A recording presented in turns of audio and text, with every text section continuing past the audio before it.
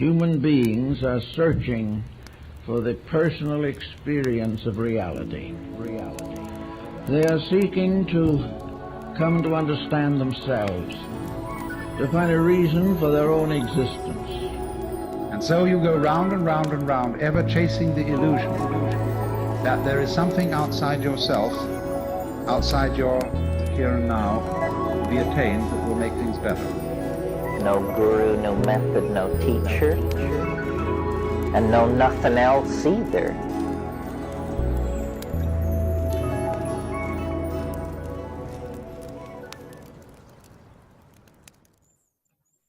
Welcome, everybody, to the Spiritual Phoenix Podcast, where we make a daily offering to the divine by putting our past on the pyre, searching the smoke for spirituality, turning the ashes into art, adapting isolation into connection, and manifesting mental wellness. I'm your host, Ross Cessna, and together we are the Spiritual Phoenix. The intent of this show isn't to tell you what to think, but to get you to think and originally articulate yourself in a way that is uplifting. We are the artists of our lives, and today is a blank canvas. So let's collectively create a better tomorrow. And now I'd like to take a moment and focus on what we're grateful for today.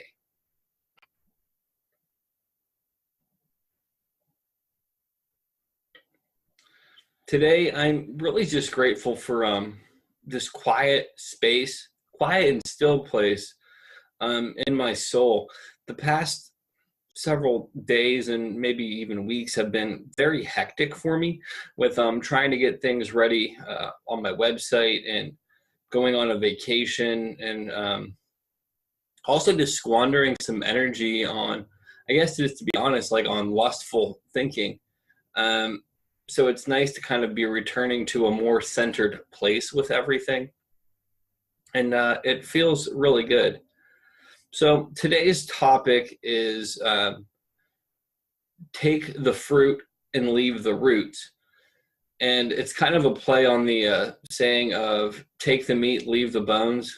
But I find take the fruit, leave the roots to be a better expression. And let me explain what I mean by that in some ways. So oftentimes in any field, people will latch on to somebody's ideology and sometimes even wholeheartedly believe everything they say.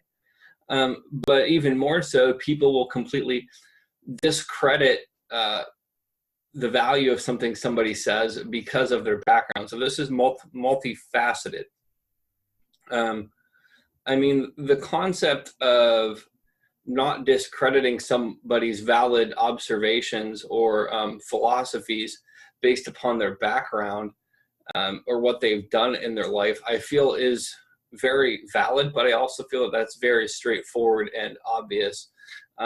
People can have really great concepts, but also be human and have some errors and some deviant or devious behaviors at times even. The next way that I would really explain take the fruit and leave the roots would be in the sense of not wholly buying into anybody's worldview beyond your own. And the reasoning behind that is I find that it can be very dangerous. Like I know for me, I don't agree with anybody wholeheartedly on anything. Like, and I don't know, maybe that's a bad thing, but I believe it's a good thing. But like, especially in spiritual circles or new age circles, I would say that this is important. And for me at least, but when you really start to put these people on this guru status, first off, you're limiting your own capacity to evolve in some ways. And secondly, it's very lazy in a sense that you're not really understanding how these things apply to you directly. It's very easy just to nod your head and say yes, yes, yes. But you're actually shortchanging yourself in another way by not doing the work and expanding upon that.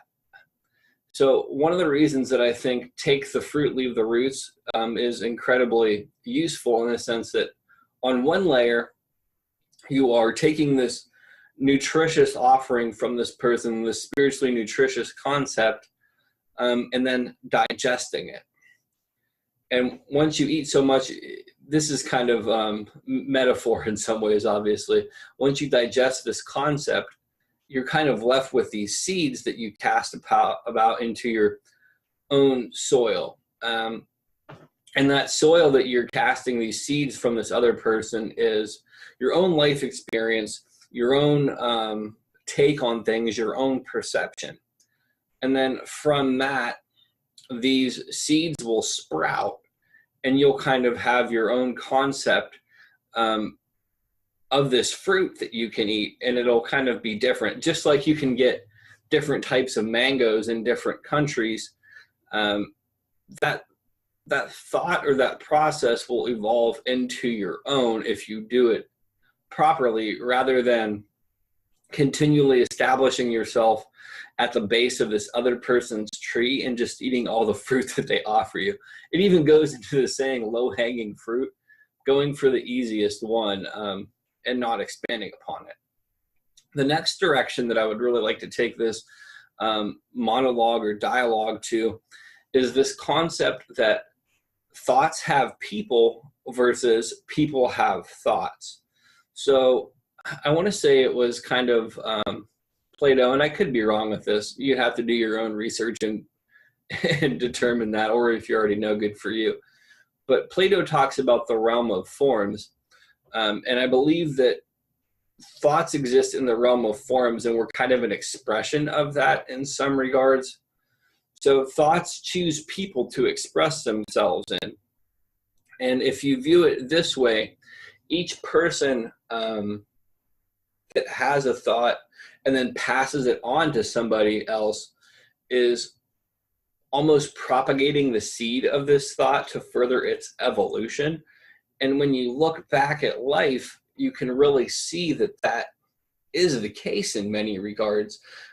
Certain things have reached the, how do I want to say it, the pinnacle of their standing, but they still find different ways to express themselves in modern culture to make them more, what's the word I'm looking for? More dispersible, I guess, to disperse easier in our current culture.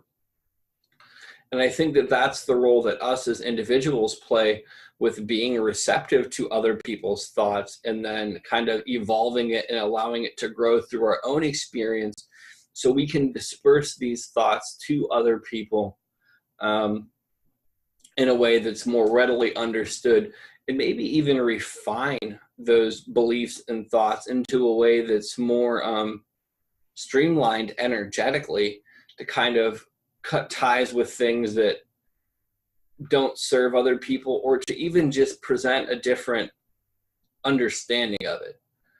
And going back to another fruit analogy, and this is kind of funny because some people still don't necessarily believe that tomato is a vegetable or is a fruit.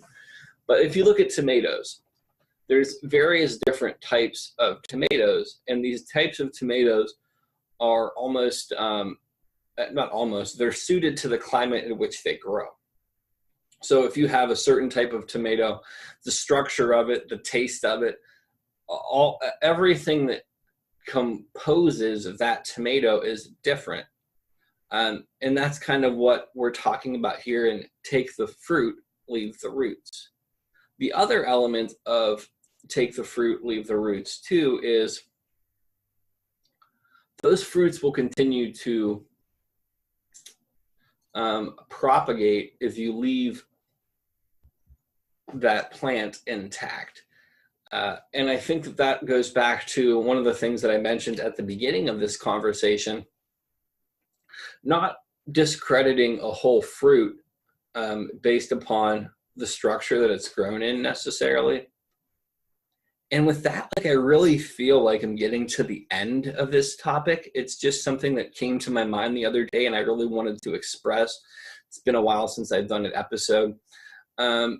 Real quick, if you want to get involved in a more active program of personal self-development, we have the Temple of Mushin Facebook group. Geez, that was easy for me to say. I'm going to be actively working on creating content for that. I've been relatively busy and kind of in this chaotic mind space, which is smoothing out now.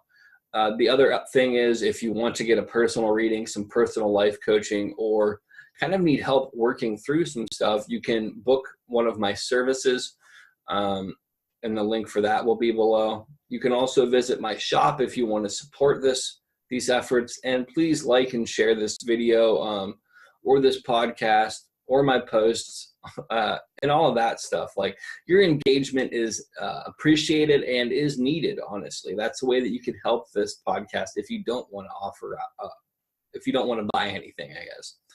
And finally, leave a like and a review on iTunes. With that, much love and light. I respect, appreciate, and value all of you. Peace.